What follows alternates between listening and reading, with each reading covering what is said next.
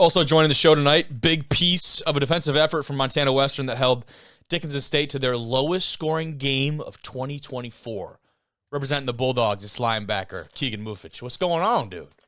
How are you? Dude, excited to get you on here. Like I said, I think it's been too long. You guys, I had to get someone from the squad on, and it felt like there was potentially no one better than to get on here and talk about this Bulldog squad. Yeah, I appreciate that. Hell yeah, man. I'm excited to get down and talk about this team. And lowest point total for that Blue Hawk offense over the course of this year. Is that something you guys were aware of after this one? No, that's actually new news to me, but we were just going into that game just focusing on ourselves and worrying about one play at a time, and that helped with that outcome for sure.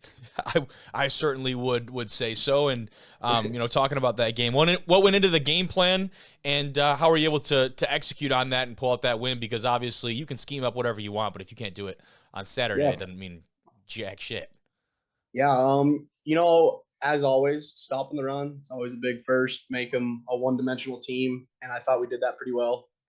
Making the quarterback make plays and giving them so much pressure to where they only have one thing they can do and one dimensional, like I said, with the passing game only. So I think us stopping the run to begin the game was a huge step for us. How about first playoff win for you guys, at least program-wise, in 30 years? You had to be aware of that one. Yeah, no, it was pretty surreal, everything that this community and team's been through between old dogs, future dogs, and the community, and has always been behind us. And with the new stadium and all that, it's been pretty special, and we just want to keep going 1-0 each week on that field at home and giving our fans a show each week. And you get another chance to do that this next weekend here. We'll talk about that in a minute. But the start of this game, I mean, for you guys, probably the game that you maybe enjoy playing in. 12 quote-unquote unsuccessful drives offensively for both teams and just struggling to get points on the board up early. I imagine that the mindset for you guys early on, I'm sure, is like, hey, the offense is going to get theirs eventually. We just got to hold on and do our thing until they start clicking offensively. Talk me through that. Oh, no, for sure. Well, we have absolute full trust in our offense. Like they have proven all year and last year, pretty much the same squad, that they can put points on the board, and they are an explosive offense and one of the most explosive in the nation for sure. And we know that. We put trust in them week in and week out. And if we just go out there and give them more opportunities to have the ball and have the opportunity to score, we know it's always a good favor for us. Talk about how you feed off of each other. I think going to that fourth quarter specifically where you guys shut them out defensively, offense tacks on 17 to put it away. Talk about riding that momentum and how you kind of feed off of that offense. That sideline had to be just going, crazy. No, the energy was great on the sideline all day. I think just the brotherhood that we have within this team and the trust is what helps us feed off each other. Just knowing that each side of the ball is going to be able to make that play when the play needs to be made. And I think that's how we get our energy off each other. It's just the trust and the brotherhood that we have within this team. 100%. And you're a guy from Butte, from that area, roughly what hour outside of Dillon there? Yeah, about 45 minutes south. There you go.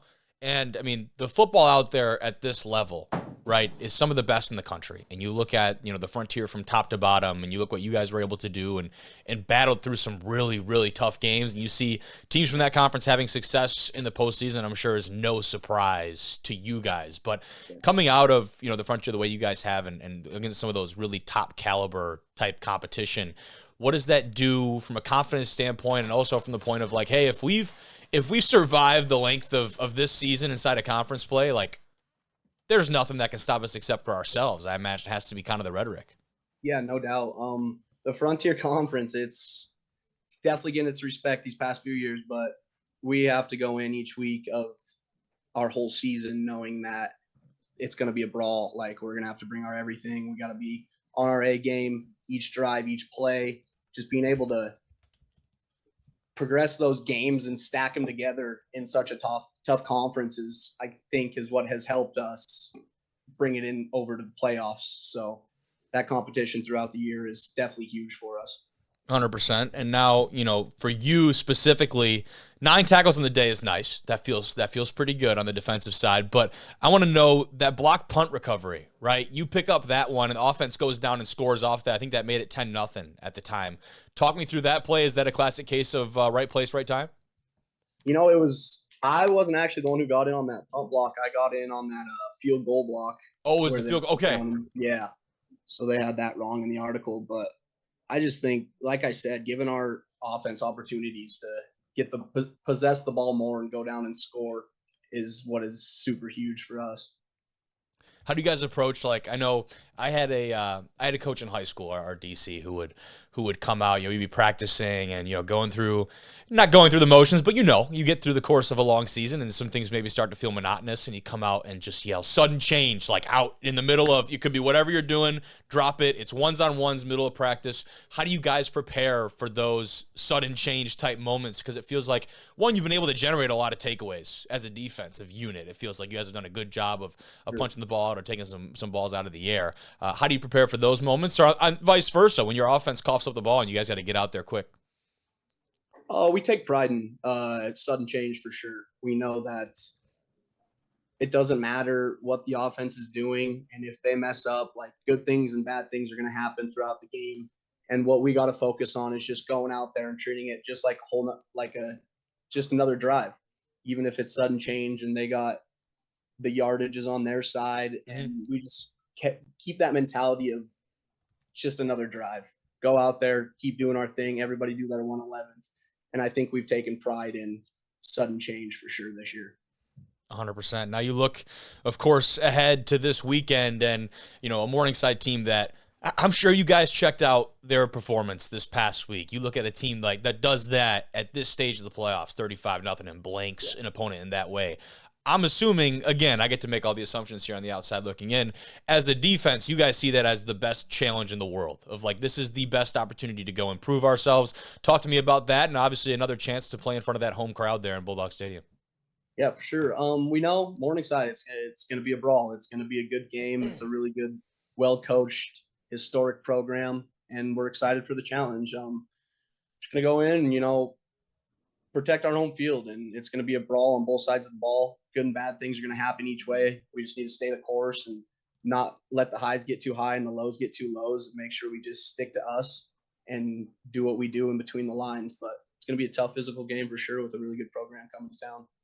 Any different kind of vibe at practice these last couple of weeks? No, not really. I mean, Same it's old? kind of just been that same vibe of the whole year. Definitely more of a up-tempo vibe because everybody's pumped for the playoffs and stuff and how crazy it is, and a bunch of these kids haven't been in this situation and stuff, but just getting better each day, just improving on what you need to improve on is pretty much what we're just focused on, and that keeps the vibe high at practice.